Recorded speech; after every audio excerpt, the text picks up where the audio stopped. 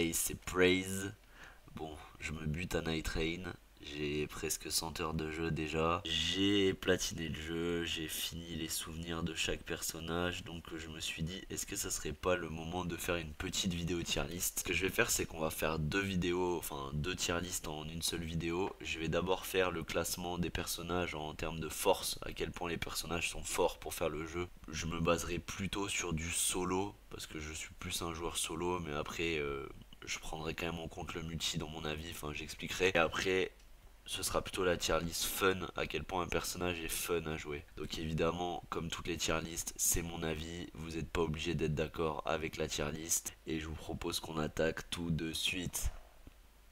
Ok, on attaque avec la Duchesse. Donc la Duchesse, c'est un personnage que j'adore pour le coup. Il est très mobile, avec toutes ses esquives illimitées, il tape très vite. Généralement, faut la jouer avec des reliques de congélation parce que c'est vraiment fait pour, surtout la relique du dragon Caligo, là, où je sais plus comment il s'appelle exactement. Parce que bah, ça permet qu'à chaque fois qu'on proc la congélation, on devient invisible, donc c'est hyper fort pour se replacer. Non, la Duchesse, c'est un personnage que j'apprécie énormément. Par contre, en termes de force, c'est compliqué. J'hésite entre ok et fort. Alors, je trouve que le personnage est fort, mais je vais quand même le mettre dans ok. Parce que c'est un bon personnage, clairement, on peut faire beaucoup de choses avec quand on le maîtrise. Maintenant, je trouve qu'il nécessite quand même plusieurs parties pour bien le prendre en main. Et même quand on l'a bien pris en main, c'est un perso qui est relativement squishy, qui meurt très vite. Donc à la moindre erreur, on peut se faire punir. Les combats sont assez longs parce qu'elle fait pas beaucoup de dégâts. Je la placerai quand même dans ok parce que c'est pas un personnage que je recommanderais si on veut vraiment détruire le jeu. Donc voilà, je la placerai ici, on verra par contre en termes de fun qu'elle sera beaucoup plus haute. L'exécuteur, bon l'exécuteur clairement, donc ah oui j'ai pas précisé les catégories mais trop fort, j'en mettrai qu'un seul je pense. Ce sera vraiment genre le perso que je considère le plus fort.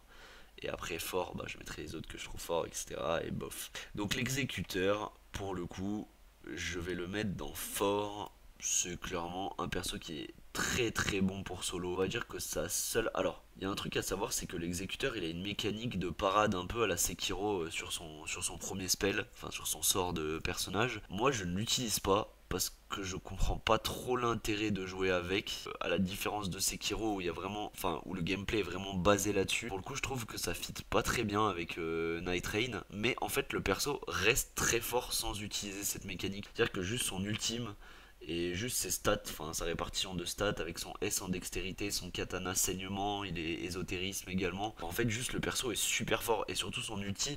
Ce que je trouve hyper fort, c'est que quand tu l'utilises, il te remet full vie.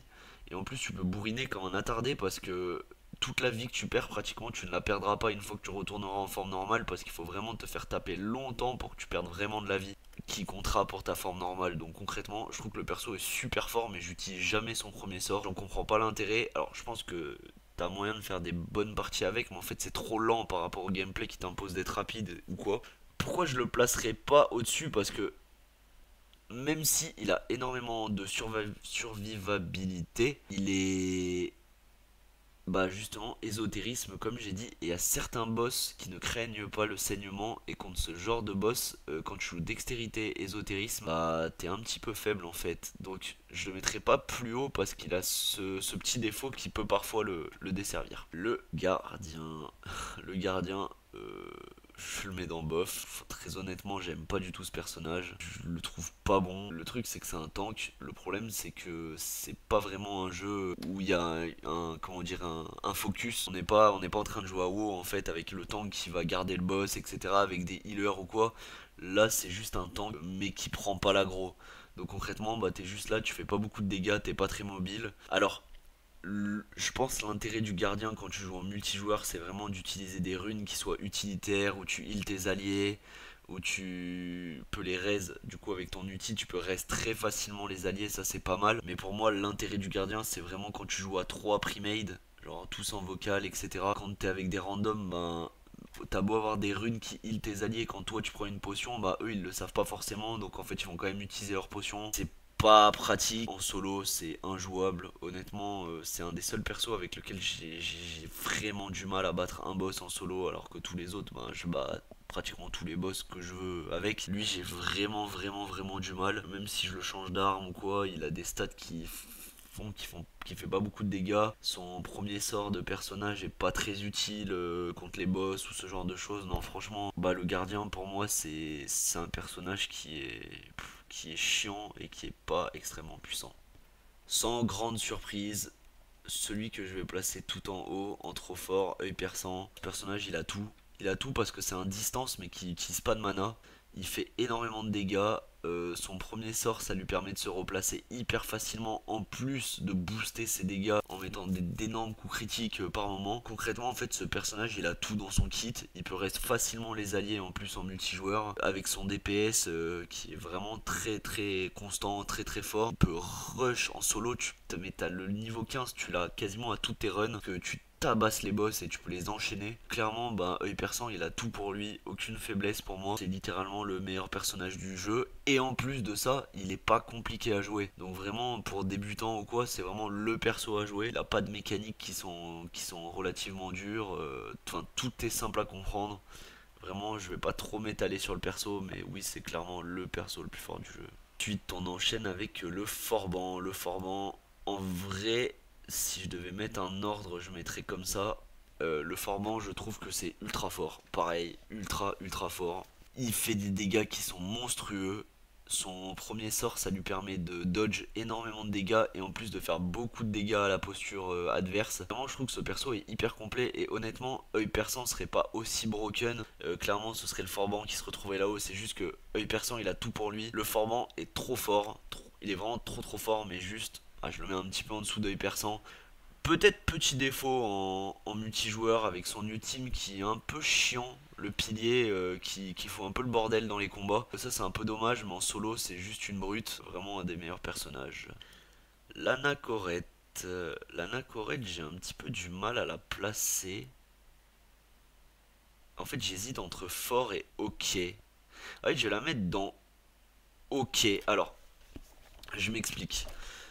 En vrai, ça pourrait être plus haut, mais moi, comme je disais, je suis plus un joueur solo. Et je trouve qu'en solo, l'Anachorette, ce serait plus légitime de la mettre dans OK. Si je devais noter par rapport au multi, je la mettrais dans fort. Pourquoi je la mets dans OK? Parce que ça reste un personnage qui est quand même relativement faible. Tu te fais vraiment one-shot par énormément d'attaques. Il est très peu tanky. Et c'est pour ça que je la mettrai là parce que t'as pas le droit à l'erreur. Après, elle fait extrêmement mal. Il faut bien gérer son mana, etc. C'est un perso à distance, mais qui est beaucoup plus dur à jouer que œil perçant parce que du coup, c'est un lanceur de sorts. Donc pendant que tu lances tes sorts, tu peux pas bouger. Donc il faut les lancer sur les bons timings. Il faut bien récupérer ton mana, etc. Son premier sort de personnage lui donne énormément de combos, ce qui la rend très compliqué à prendre en main. C'est certainement le personnage le plus dur à jouer. Mais il y a quand même un gros mais, c'est que même si le personnage est dur à jouer à cause de ce sort là, finalement, dès que tu trouves un bon bâton, franchement tu peux complètement ignorer ce sort et quand même faire extrêmement mal. Donc elle a ce sort qui est très difficile à prendre en main parce qu'il y a un milliard de combinaisons possibles entre les différentes affinités, mais en même temps, en fait tu peux juste totalement t'en foutre de ça et juste lancer des gros sorts, genre des lunes de Renala ou des trucs comme ça. Dès que t'as trouvé un bon bâton, tu tabasses les boss et en fait t'ignores un peu ça. Son ultime est faible, je trouve que vraiment son ultime dure pas assez longtemps, elle en profite pas suffisamment, donc vraiment un des plus mauvais ultimes je pense de tous les personnages. Oui, clairement je pense le plus mauvais ultime. En fait le personnage, dès que tu trouves un bon bâton, il reste relativement fort, mais en solo t'as quand même ce truc de t'as pas le droit à l'erreur. Moi je peux pas la mettre plus haut. Je la mettrai quand même devant la duchesse parce qu'elle fait juste trop mal quand elle a un bon bâton, donc voilà. La revenante, je vais la mettre en bof. Alors, je la mets en bof parce que sur le principe, le perso, on se dit ah ouais c'est un perso qui invoque, etc. C'est un peu le truc cheaté de Elden Ring. Il n'y a pas de raison qu'il soit aussi bas. Ben si, en fait c'est que le perso est hyper squishy, il se fait détruire. Ses invocations, elles se font trichot par les boss, donc concrètement elles servent à rien. En fait en solo c'est hyper dur de réussir une mission avec la revenante parce que vraiment tu peux pas compter sur tes spectres et toi tu te fais tabasser par les boss. Tu fais mal mais tu peux pas régénérer ton mana comme l'Anachorette. Donc ça veut dire qu'une fois que t'as épuisé tous tes talismans ou ce genre de choses, ben t'es obligé d'aller au corps à corps. Corps à corps, ben c'est hyper dangereux pour elle. Alors elle a son ultime qui lui donne de la survivabilité, mais c'est à double tranchant parce que une fois que ton ultime se termine, bah, généralement il te reste un PV.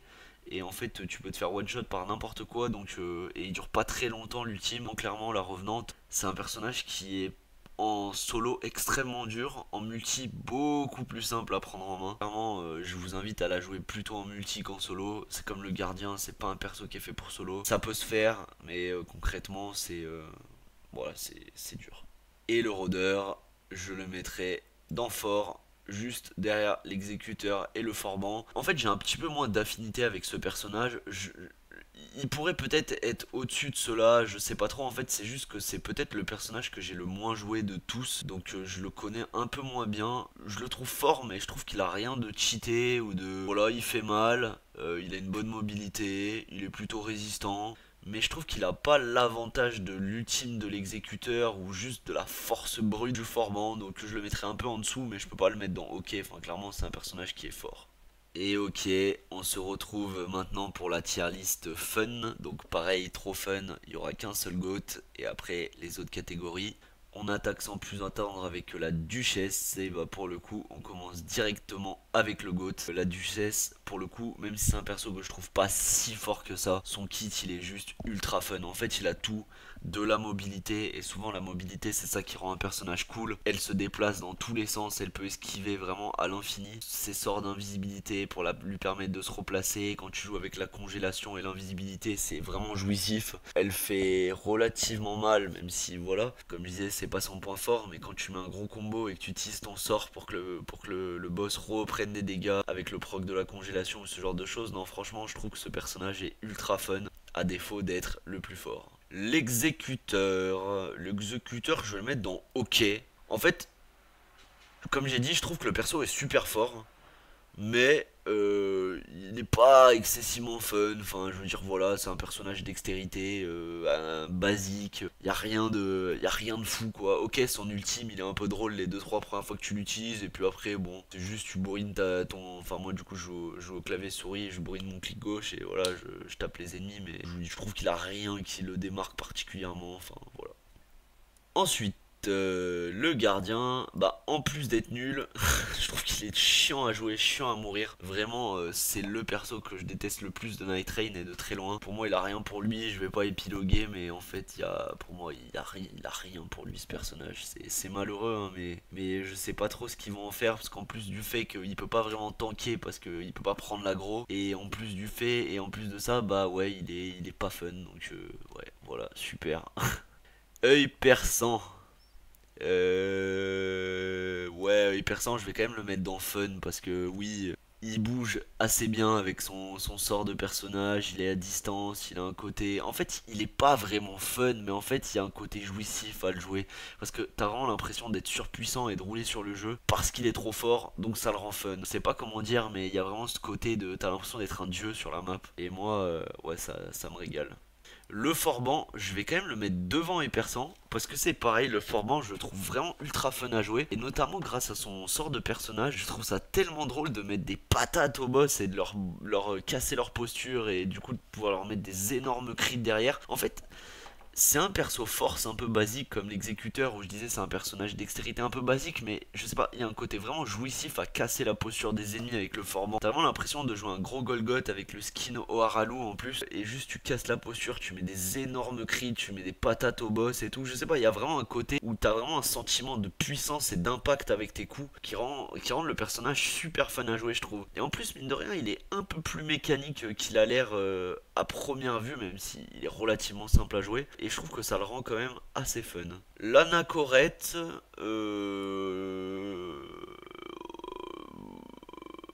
en fait, l'anachorète c'est compliqué. Je vais la mettre dans OK. Un peu devant l'exécuteur quand même. En fait, le souci de l'anachorète, c'est que sur le principe, avec son sort de personnage, où elle peut avoir des familles enfin des combos différents, des cocktails magiques différents. Sur le principe, c'est super fun, mais comme j'ai dit, vu que cette mécanique, on ne l'utilise pas trop finalement, parce que déjà en multi, elle est ingérable, parce qu'il y a les affinités, elles changent toutes les 2 secondes avec les gens qui tapent. Encore toutes les 2 secondes, je suis gentil, c'est vraiment toutes les centièmes de seconde. Donc en fait, c'est ingérable, et en solo, ben en fait, on pourrait pourrait le gérer, mais en fait ça a pas vraiment d'intérêt. Ce qui fait que finalement, bah, toute cette mécanique qui est fun sur le principe est pas vraiment utilisée. Donc en fait, ça, c'est juste un caster quoi. C'est juste un caster qui est cool à jouer, mais voilà, j'aurais du mal à la mettre plus haute que ok.